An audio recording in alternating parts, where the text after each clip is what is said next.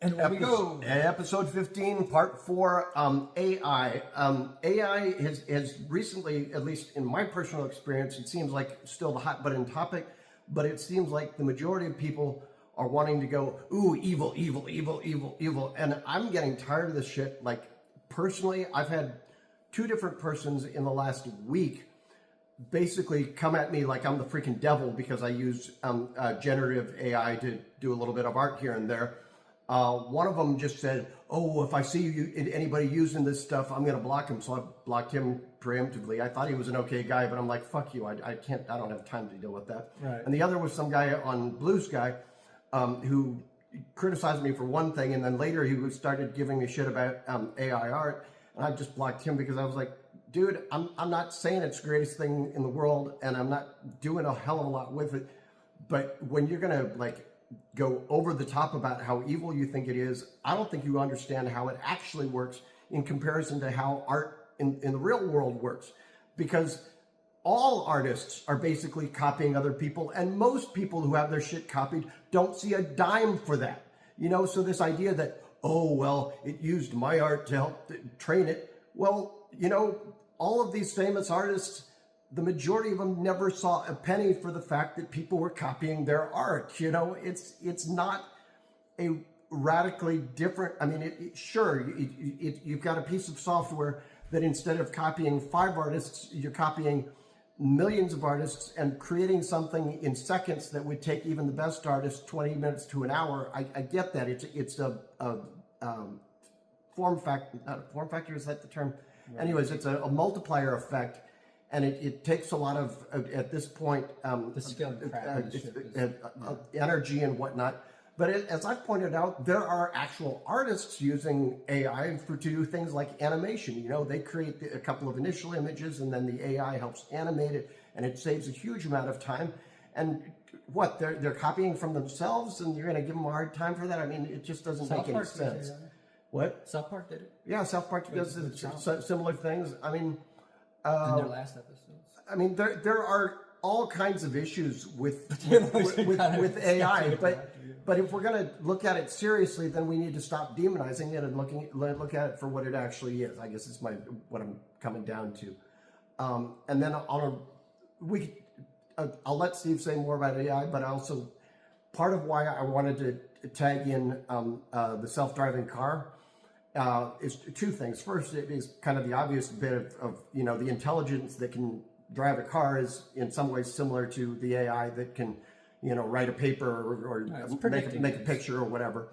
But the other thing is that if you listen to the blogosphere or whatever, the talk around AI right now feels very similar to what the talk around self-driving cars was about 10 years ago.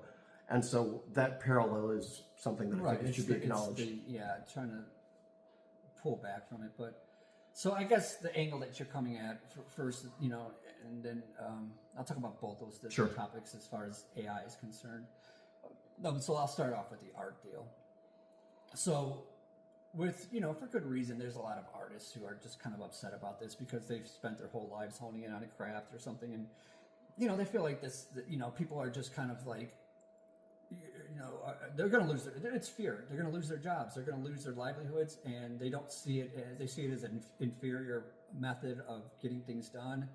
It's soulless to them. It doesn't have the same, you know, and I get it. Like right now, some of it, you can always tell when it's AI. At least like most of the time. More often than not. More often than not, you're dealing with an AI image here because of the way the certain ones that they have out there right now they all kind of, you know, like, you know, it's kind of cartoonish, and they, you know, you pretty much, oh yeah, that's AI. But you have to come to the realization that certain people are going to be replaced, you know, and like you said, a lot of this is just filling in gaps for an idea, you know. So if you were a tweener in an animation product, which they haven't had in years anyways, because it's all been computerized for so long, that, you know, yeah, you're going to probably lose your job, but you already did. Those guys already lost their jobs years ago when they stopped drawing these things, you know, for the most part.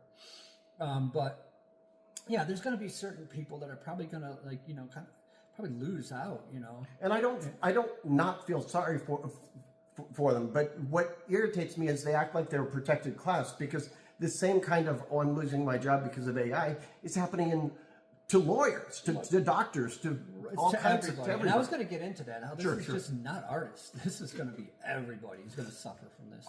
And if you go back in time, right, artists had to like grind their own like, you know, stuff to make paint and like flat, and like just the prep to do the art was insane. You know, you look at like, you know, Michelangelo and Leonardo da Vinci and stuff, and just they had to have apprentices and people helped them. And you even look at Dali, he had like 2 or 3 people that he would just come up with outlines sometimes, and they'd do all the fill-in work. You know, that's what AI is doing for like. You look at his masterpieces and stuff. Yeah, his hand probably touched 20-30% of that, but a lot of it was just filled in by his like the people that were under him. So, and I don't think people know that. Like, no, I think many people. I didn't remember that. I mean, I'd heard it once or twice, but they didn't. So yeah, these guys are the idea men, but sometimes they don't do the entire painting themselves. Sometimes they do. Sometimes they will do an entire painting. And certainly in the Sistine Chapel, there he is upside down doing it himself. But but year after year, as these advancements are being made, in technology, the less and less the artist is actually doing besides coming up with the idea, and prompting ideas. Because even with AI, which has gone to almost to the extreme level now, where it's just prompting, like do this, and it does it, So now you're just prompting. You're not drawing. You're not filming. You're not creating. You're just prompting. Put the light here. You're kind of a director, let's say, and the results are so much more instantaneous than if you have a crew and a guy with a camera and a lighting gear, and you can just say, I want a headshot from an 80-degree angle with a backlighting at this intensity, and then I want the camera to spin around, and you can tell AI to do that, and boom, there it is in 10 seconds. Rather than having to sit there or in a computer, kind of adjusting and programming and hitting knobs and doing all these other things and getting that to happen, even in a software that does that, animation on a computer. Now you're just literally prompting AI to do this immediately, So people are getting upset about this, because they're going to lose their jobs. But like anything else in the past, as we've gotten to this point, people have lost their jobs. Like this is not, and it's not going away. So it's like, yes, it sucks. Yes, it's going to get rid of some things. Is it ever going to ultimately replace everybody who does these things? I hope not, because I think there's always going to be people who are like, you know what, I want to see a hand drawing. I want to see something hand drawn, because it's just something different. Well, and it does something different to your brain. I mean, yes. I studied drawing for a little bit, and sometimes I'll go back and still try and do a portrait or whatever. Mm-hmm. But if I do a portrait, it's going to take me, if I do anything even halfway decent, like 20, 30 minutes. Mm-hmm. If I plug in an AI thing, like you said, about 60 seconds for four images, bam. Right. Now, is that a good thing or a bad thing? I don't know. Yes. Look. When photography came out, artists were like, oh, this is bullshit. Like, this isn't art. I mean, nobody even consider, like, to this day, there's artists who don't consider it. I mean, there's that old joke that kind of goes to, like, and this is a joke to anybody who's out there. People would say, what do you call somebody who drops out of medical school? What? A dentist. See, well, in chiropractor, that's saying stuff like that. So that's anybody who's a dentist. It's just a fucking joke, all right? I'm not trying to diss on anybody, but it's a joke, right? So I had a joke too. It's like, what do you call an artist who can't draw? A photographer. Right. Like, you're a fucking photographer. Fucking draw. But I love photography. I study photography and film because I can't fucking draw. But I what do you call it? Like good drawings these days, But anyways, that happened to be my major at one time was fine art. Became my minor along with history and other things, but I was a class away from that minor. But communications, media, theater was all my thing, and new media, and a lot of it was film and photography. And like I said, some people have a hard time classifying that as fine art, even though at this point it is. But so anyways, at what point is this going to be finally adopted by people to say this is art? I don't know, and there's a lot of questions involved with this too, and a lot of uncertainty. And I think, my take is that it's not going away, and it has to be accepted. You can't just say, I'm not going to be friends with somebody who does AI art. That's just kind of weird. But I can understand the backlash and the reluctance, and I get it. I understand it, and I can understand how certain people have an animosity towards it. Personally, like I said, I'm kind of agnostic. I don't know if this is good or bad. I don't know about any of this AI stuff being good or bad. It just is. It left to be seen. Generally, when these things do happen, it does end up being bad because it gets co-opted by people that are manipulative and people that are exploitative, and it ends up hurting people. Well, just like TV did, just right. like everything else, just like the internet did. So yeah, this has huge dangers, far further than anything else we've created in our technology world. This has far greater implications if it goes too far. If it doesn't get, Well, and in some ways, it's already going too far with some of the deep fakes, where it's supposed to look like somebody real, and they're not. It's not satire. Well, and also, they're trying what is it actually replacing? Yeah. And what functions will it have control over, where it can just go rogue and shut things down for everybody, and just decide humans aren't worth existing anymore? And I know people think this is science fiction, but some of this stuff that I'm reading about on technologies that they haven't released from a programming point of view, theoretically, that could be tomorrow almost. Right. I don't want to get into quantum theory and bit theory and all this other stuff. But then what I will do is I'll get into and how closer and closer these programs and these things that in quantum computing and everything is getting to what could be the core structure of reality. But anyways, what I will talk about is this car thing. I took the Waymo down to Joanne and I like to do these long walks, so we took this Waymo and downtown to the Lake Austin. A lot of times we walk down there and back, but this time we were like, we'll take the car down. We'll take a car down there just because I want to drive it, right? And I was actually very impressed. It drove better than the vast majority of drivers I see on the road here in Austin, as far as understanding how to drive in a city. It made some bold, aggressive moves. What I would consider aggressive in this city, not in Chicago or in LA or New York or other cities, Detroit or anywhere else I've driven, Philadelphia. Lots of major cities I've driven in, Atlanta, lots of cities. Austin being the weirdest of all the cities I've driven in. That's sort of a major metropolitan area. It's freaking jazz here, man. There's no rhythm. Well, the problem is that you have multiple dominant driving styles and not a single one that kind of evens out. And a lot of the people, not unlike New York, where people are sometimes from metropolitan areas that come there, or a little bit, from other countries or something, where they kind of adopt the driving style. Here, they haven't adopted a driving style. It's just chaos. Yeah. It's jazz, man, all the time. So, and people are very squirrely and flighty, and you don't know what they're going to do. And I have this biggest pet peeve I have with drivers here is that they think if you have your blinker on and you're in front of them and you cut in, that you're cutting them off. And they'll literally speed up on you and give you the business and ride on your ass. And I flip them off every time. I got to stop doing that. Yeah. But I'm just like, no, fuck you. Learn how to drive. If someone's got their blinker on and they're ahead of you enough, you slow down and let them in. Any other, everybody knows this. This is just common sense. They're not cutting you off, buddy. They're trying to merge. And your fucking dumbass doesn't see that. And the reason they're going around you to begin with is because you're driving too fucking slow. But, so there you go. You see my road. Yeah. So the Waymo thing, yeah. Yeah. So back to the Waymo. So the Waymo, it goes through an intersection, right? It's blinking yellow. It doesn't sit there at the crosswalk. It moved up to the middle like any other driver in any other city would do. It doesn't sit there and wait for the damn thing to go red and then everybody behind him can't turn. It moved to the middle. And then there was a truck about AI. Now, look, is this AI? Not in the sense that we understand the AI models like ChatGPT and these others, which are language models, but this is doing predictive modeling, where it's saying that car is going that fast. I have this happening here. I can accelerate at this speed. This is happening behind me, whatever. And then it makes a prediction and says, I'm going. And it was right. And it went where I know 8 out of 10 drivers wouldn't have made that turn in Austin. First of all, they never would have peeked out to get that chance to do it.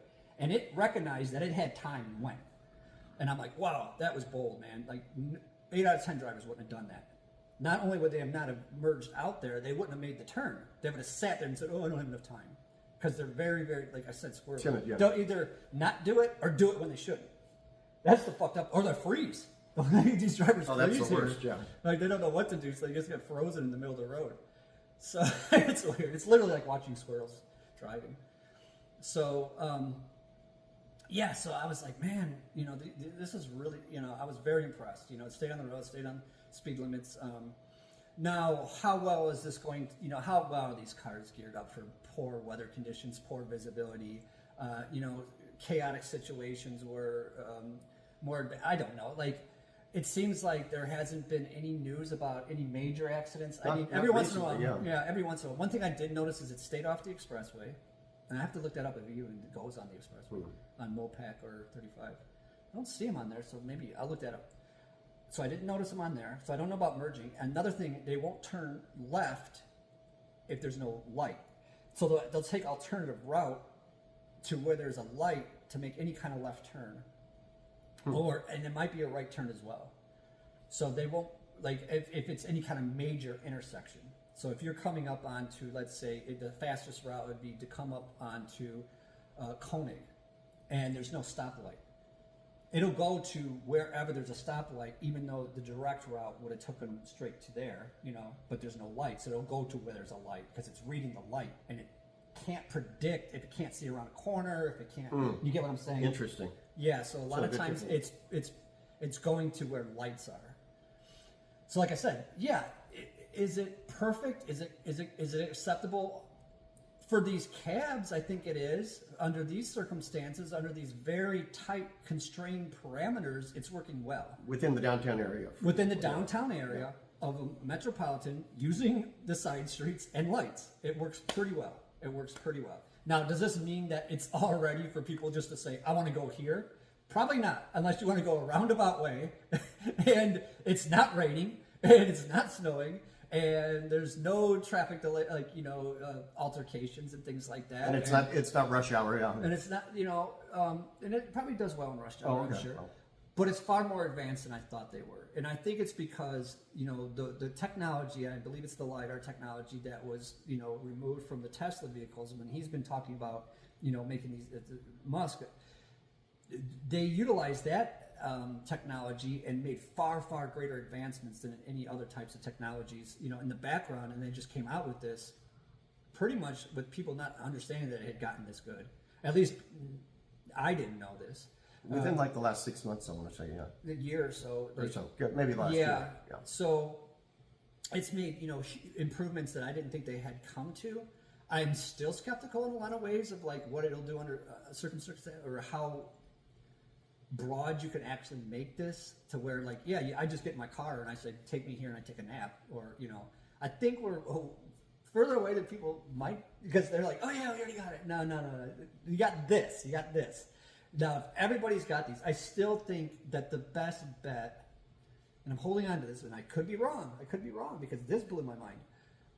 My best bet is I think the cars are going to need to be on a network of some sort and talk to each other. And same with the road conditions. Like the roads and everything kind of have to be in sync for it to really work. In fact, they've talked about like putting sensors in the roads so that things can work right, really so that seamlessly. there's a pothole. They know that there's a dangerous situation. They know so that everything is in sync.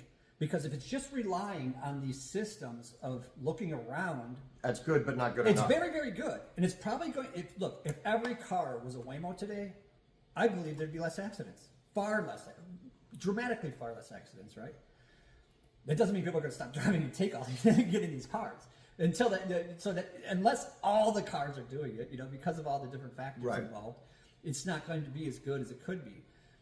But as the transition starts to, to approach, I think eventually, when it's really, really solid, you're going to have what I'm describing. Yeah. A series of cars talking to each other, and, and all this other stuff. And, it is amazing the technologies that come out. Of course, the downside of that obviously is that if we get to that point, what happens if the network goes down? Right. Exactly. That's another thing with the Waymo. What happens if something goes down? What do you do? And that's another thing I didn't even bring up. Like, with a car, I call the tow truck, whatever, blah, blah, blah, blah, blah. And maybe it's the same thing. I don't know. These are a lot of questions I haven't totally put through my head. I don't have time to think about everything. It's something I've put some thought into, over the days. Well, if we're going over all the points, let's throw out a few more points. Just pondering this, through my head. I haven't thought it all through correctly, but Yes, it's just very interesting. I told you, Joanne, I got the new car, and it's just amazing the technologies in this car. Now, this particular one doesn't have the self-driving. It does have self-parking and stuff like that, but it didn't focus on that. It focused more on some of the all other electric and that kind of thing. Yeah, it's all electric, but all the other types of technologies that come along with it. And there is a 3D modeling of the car and everything else, and you can see it, and it maps everything that I do and everywhere I go in all the different things, and I can see where the car is at all times, and I can see a 3D image of the car anywhere. It's pretty fucking wild shit. But yeah, and the surroundings of it, and what's around the car, what's going on. But yeah, the technologies that are coming out, and is that AI? I guess it's predictive models. It's not AI in the sense that people understand. I don't think people understand what AI is to begin with, anyways. And there's a lot of things that are being called AI, and I guess it all is in the end if it's just computerized. So.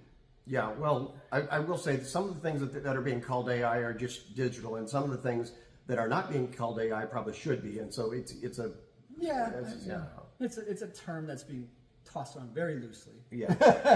But I think most people know when you're talking about AI, and if you're just talking about a piece of software, that's just kind of doing things. Well, part of it is a lot of things that weren't. Well, maybe we're sort of AI now. They're being AI in the background kind of thing. Right.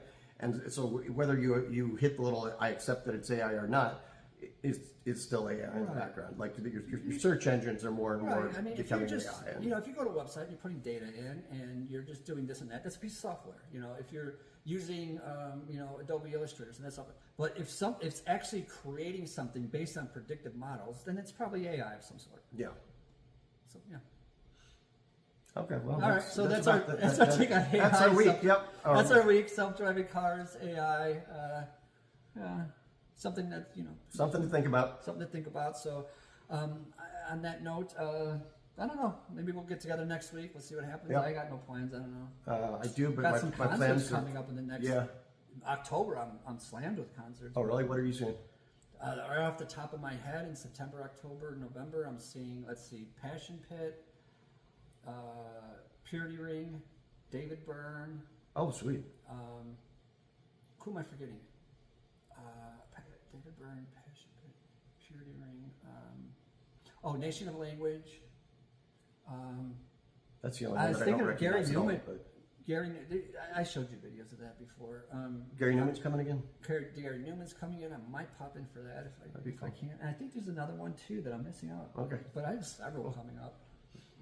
Week from Tuesday, I've got a ticket for Pantera with Eminem, Martha. Yeah. Should be good. Yeah. Not my alley, but I'm sure it'd be a good time. No, I mean, I've seen one of them. I haven't seen it. It should be good though. Yeah. Should be cool. So I guess until next time we see you guys, take care of yourselves, and